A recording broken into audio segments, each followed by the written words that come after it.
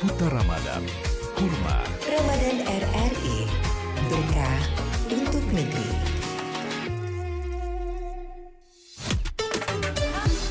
Kanal informasi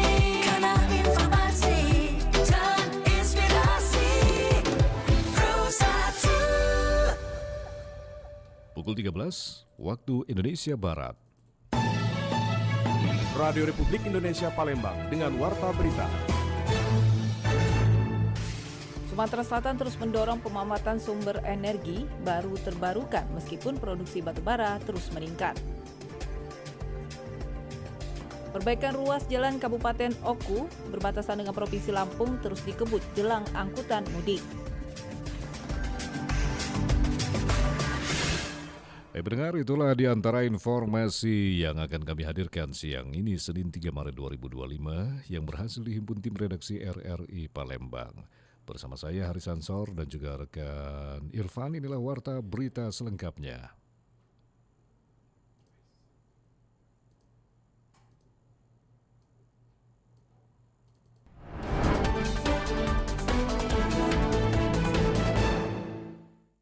Pemerintah Provinsi Sumatera Selatan terus mendorong pemanfaatan sumber energi baru terbarukan, meskipun produksi batubara di provinsi ini terus meningkat.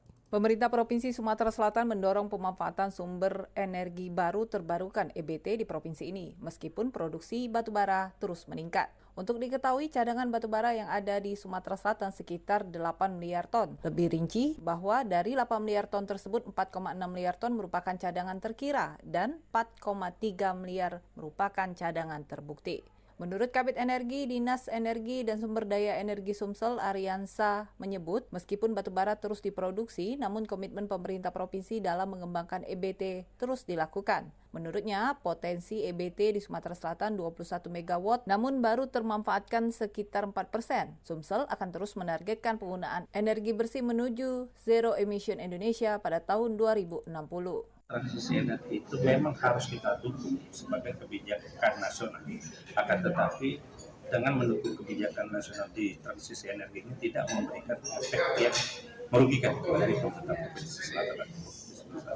Makanya itu yang menjadi harapan kita dalam forum energi daerah ini, transisi energi berjalan dengan baik, tapi potensi keekonomian sosial itu baik. Sementara itu, target produksi batubara di Sumatera Selatan di tahun 2025 ini meningkat. Target yang ditetapkan bersama dan diputuskan Kementerian ISDM mencapai 147 juta ton. Target tahun ini naik signifikan jika dibandingkan capaian produksi batubara 2023-2024 yang mencapai rekor produksi di atas 100 juta ton.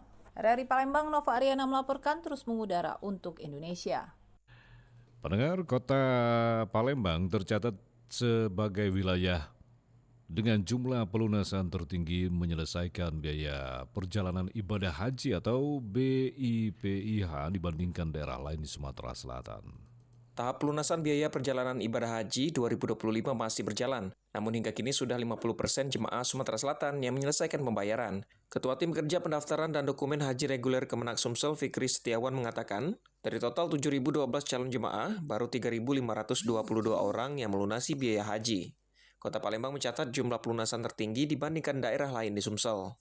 Ia mengingatkan bahwa batas akhir tahap pertama pelunasan adalah tanggal 14 Maret 2025. Itu untuk yang melunasi sudah berjumlah 3.522 orang, terdiri atas 3.459 jamaah reguler dan 63 jamaah lansia. Untuk akhir pelunasan itu pada tanggal 14 Maret 2025. Jadi kami harapkan bagi jamaah yang sudah keluar istitoahnya agar segera melunasi ke Bank BPS BPIH, kemudian langsung melapor ke Kementerian Agama Kabupaten Kota di tempat jamaah itu berdomisili. Tahap kedua diperuntukkan bagi jemaah yang mengalami kendala sistem, penggabungan mahram, pendampingan lansia atau disabilitas, serta jemaah cadangan. Sesuai keputusan Presiden nomor 6 tahun 2025, biaya haji untuk embarkasi Palembang ditetapkan sebesar Rp54.411.751 per jemaah. Adapun pemberangkatan kloter pertama dijadwalkan pada 2 Mei 2025.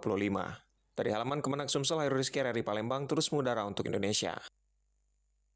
Baik pendengar, kita beralih untuk informasi. Sebanyak 300 pencari kerja telah mendapat kerja pada program Ada Gawe yang digelar oleh pemerintah Palembang dan Dinas Tenaga Kerja Kota Palembang.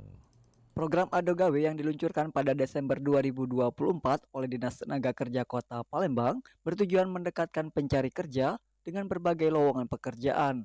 Program ini menggunakan platform live TikTok untuk memungkinkan interaksi langsung antara penonton dan penyedia pekerjaan secara real time. Hal ini berbeda dengan aplikasi sebelumnya seperti Instagram yang tidak menyediakan interaksi langsung antara netizen dan pihak penyedia pekerjaan. Dalam 3 bulan pelaksanaan, program ini telah berhasil menyalurkan lebih dari 300 peserta, terdiri dari 200 orang di Palembang dan luar kota Palembang, serta 50 orang bekerja di luar negeri. Program ini merupakan pertama di Palembang yang mengintegrasikan teknologi untuk mempermudah pencari pekerjaan mengakses peluang.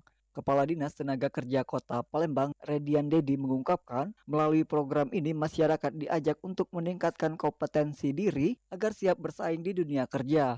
Diharapkan dengan keterampilan yang terarah, mereka dapat memiliki peluang kerja yang lebih luas dan berdaya saing tinggi di pasar tenaga kerja. Artinya di 3 Desember kemarin kita coba operasionalnya ya, belum ini kita coba secara coba-coba live TikToknya. Sampai dengan tanggal hari ini, tanggal 3, kita sudah 300 orang yang kita kawan-kawan para pencari kerja itu sudah tersalur. Artinya 250 itu sendiri di dalam kota dan di luar kota di Indonesia, 50-nya itu sendiri sampai ke luar negeri sekarang. Artinya kalau kita rata-ratakan dalam satu hari itu kurang lebih 10 orang yang tersalur. Redian berharap program ini bisa menjadi sarana efektif untuk menyampaikan informasi tentang lowongan pekerjaan serta memberikan edukasi kepada masyarakat tentang pentingnya peningkatan keahlian dan keterampilan. Hal ini bertujuan agar masyarakat tidak hanya tergantung pada perusahaan, tetapi juga dapat mengembangkan kemampuan diri. Dari Palembang, Sumatera Selatan, Muhammad Irfan, Pro 1 RRI terus mengudara untuk Indonesia.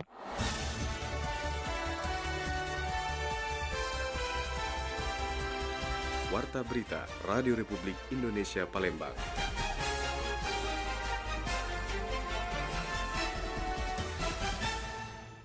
Kita beralih untuk informasi lainnya pendengar. Masjid Al-Islam Muhammad Cheng Ho di Kota Palembang, Sumatera Selatan menjadi pusat mualaf di bumi Sriwijaya. Masjid Al-Islam Muhammad Cheng Ho di Palembang, Sumatera Selatan bukan sekadar tempat ibadah. Dengan arsitektur yang memadukan nuansa Tiongkok dan Arab, masjid ini juga menjadi pusat pembinaan mualaf di bumi Sriwijaya. Tak heran, banyak warga datang bukan hanya untuk sholat, tetapi juga menikmati wisata religi. Masjid ini tidak hanya menjadi rumah ibadah, tetapi juga menjadi tempat belajar dan bersilaturahmi. Ketua Pengurus Masjid Al-Islam Muhammad Cheng Ho, Yanto, mengatakan pihaknya ingin menjadikan Masjid Al-Islam Muhammad Cheng Ho sebagai pusat dakwah yang terbuka bagi siapa saja, terutama bagi para mualaf. Berlokasi di Jakabaring, Palembang, masjid ini diresmikan pada 2008 oleh Pengurus Persatuan Islam Tionghoa Indonesia. Pembangunannya bertujuan menciptakan harmoni antara etnis Tionghoa dan warga Palembang. Nama Cheng Ho diambil dari sosok Panglima Angkatan Laut Tiongkok pada abad ke-15 yang beragama Islam dan pernah berlayar hingga ke Palembang. Sejarah ini pun menginspirasi desain masjid yang unik. Interiornya yang didominasi dengan warna merah dan hijau mencerminkan budaya Tiongkok. Cheng Ho di mana-mana seperti itu memadukan budaya, berbagai macam budaya. Nah, khusus di Palembang, di Sumatera Selatan, Masjid Al-Islam Muhammad Cheng Ho ini memadukan 3 budaya. Pertama itu tentu budaya Tionghoa yang kental dengan warna merahnya. Kemudian ada menara. Nah, ini ciri khas menaranya itu memang dia bersegi 8. Yang kedua itu bernuansa Islam, warna hijau, itu dari cat warnanya. Kemudian dari budaya lokal itu warna kuning seperti. Sementara di bagian luar, 2 menara bergaya kelenteng berdiri megah di sisi kanan dan kiri. Kedua menara ini diberi nama Hablum Minallah dan Hablum Minannas, melambangkan hubungan baik dengan Allah dan sesama manusia. Sejak berdiri, Masjid Cengho dikenal sebagai pusat pembinaan mu'alaf di Sumatera Selatan. Tak hanya mu'alaf dari etnis Tionghoa, tetapi juga berbagai suku di Indonesia datang untuk memperdalam ajaran Islam. Setiap ada mu'alaf yang belajar di sini, Yanto menambahkan bahwa mereka akan membimbing para mu'alaf dengan penuh kasih sayang agar lebih memahami Islam. Selain menjadi pusat dakwah, masjid ini juga menjadi destinasi wisata religi. Banyak pengunjung yang datang untuk beribadah, sekaligus mengabadikan keindahan bangunan masjid yang syarat akan sejarah. Masjid yang berdiri di atas lahan seluas 4.990 meter persegi ini mampu menampung hingga 500 jemaah. Setiap Ramadan, suasana semakin semarak dengan berbagai kegiatan keagamaan, mulai dari tadarus, tausiah, salat rawih, hingga buka puasa bersama. Masjid Cengho bukan hanya tempat beribadah, tetapi juga jembatan bagi persaudaraan dalam keberagaman. Sebuah bukti bahwa harmoni bisa terjalin dalam keindahan arsitektur dan nilai-nilai keislaman. Amelia melaporkan. Pendengar, perbaikan ruas Jalan Oku Lampung di Kebun Jelang angkutan mudik, kondisi jalan ditargetkan mulus pada H-7 Lebaran nanti. Jalan nasional di wilayah Sumatera Selatan menuju Lampung, tepatnya pada ruas simpang Sugiwaras Baturaja dan Martapura Batas Lampung, dipastikan siap menyambut pemudik pada masa angkutan mudik Lebaran 2025. Balai Besar Pelaksana Jalan Nasional BBPJN Sumatera Selatan tengah mengebut perbaikan jalan untuk memastikan kelancaran arus mudik.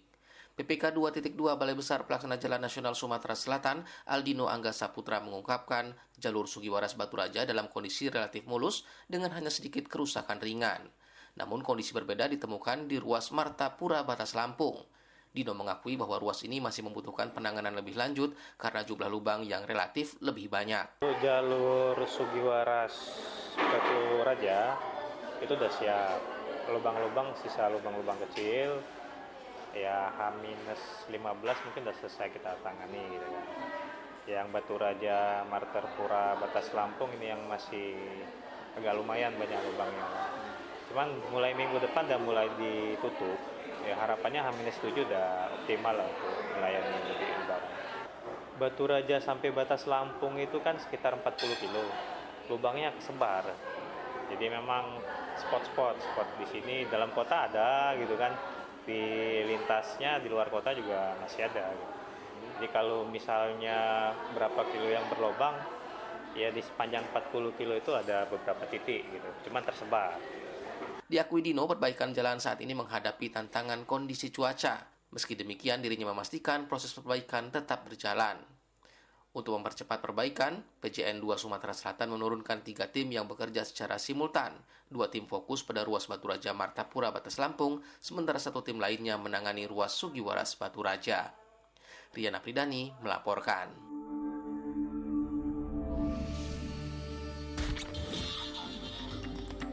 Berita Daerah Radio Republik Indonesia Palembang. Baik benar, kita beralih untuk informasi terakhir. Bawaslu Sumatera Selatan akan turun langsung ke Kabupaten Parlawang guna memastikan perencanaan PSU berjalan sesuai prosedur, termasuk mengevaluasi kemungkinan jumlah daftar pemilih tetap atau DPT. Pemungutan suara ulang atau PSU Pilkada 4 Lawang dinilai berpotensi rawan. Untuk memastikan proses berjalan lancar, Bawaslu Sumatera Selatan akan memperketat pengawasan di setiap tahap. Saat ini Bawaslu masih menunggu teknis pelaksanaan PSU dari KPU Provinsi. Divisi Pencegahan Partisipasi Masyarakat dan Humas Bawaslu Sumatera Selatan, Mas Suryati, menegaskan bahwa setiap tahap PSU harus diawasi dengan ketat untuk mencegah potensi pelanggaran. Pihaknya akan melakukan pengawasan maksimal karena setiap tahap memiliki risiko, terutama saat debat publik dan rekapitulasi suara yang bisa memicu gejolak di masyarakat.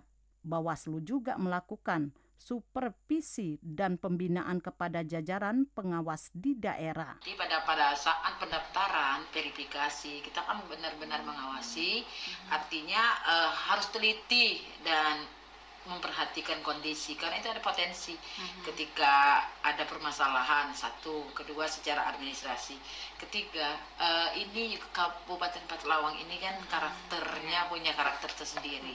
Jadi ada potensi internal, gejolak masyarakat dan lain-lain juga, itu menjadi atensi kita pada proses pengawasan nanti.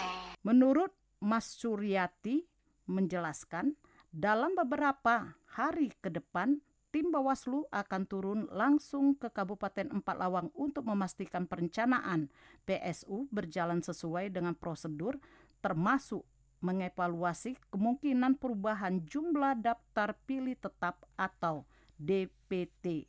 Bawaslu juga berkoordinasi dengan Badan Ad Hoc terkait regulasi panitia pemilihan kecamatan atau PPK, panitia pemungutan suara atau PPS, dan kelompok penyelenggara pemungutan suara atau KPPS. Ditambahkan Mas Suryati, pihaknya saat ini sedang membahas apakah petugas lama akan tetap bertugas atau perlu dilakukan perekrutan ulang untuk memastikan netralitas dan kelancaran PSU. Dengan pengawasan ketat di setiap tahapan, Bawaslu berharap PSU Pilkada Empat Lawang dapat berlangsung transparan dan adil sehingga hasilnya diterima oleh semua pihak. Lamsihar Silitonga melaporkan.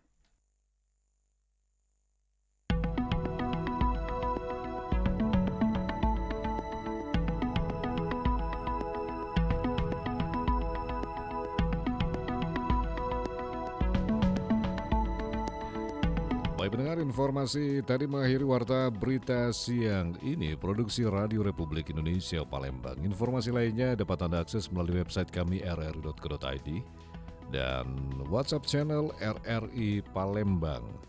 Juga Anda bisa ikuti media sosial terverifikasi kami Facebook, Instagram, TikTok, dan X @RRI Palembang.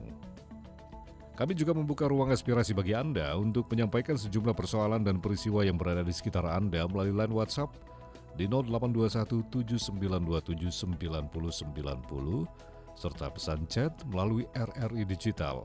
Mewakili kerabat kerja yang bertugas, saya Haris Ansor. Terima kasih atas perhatian Anda. Selamat siang.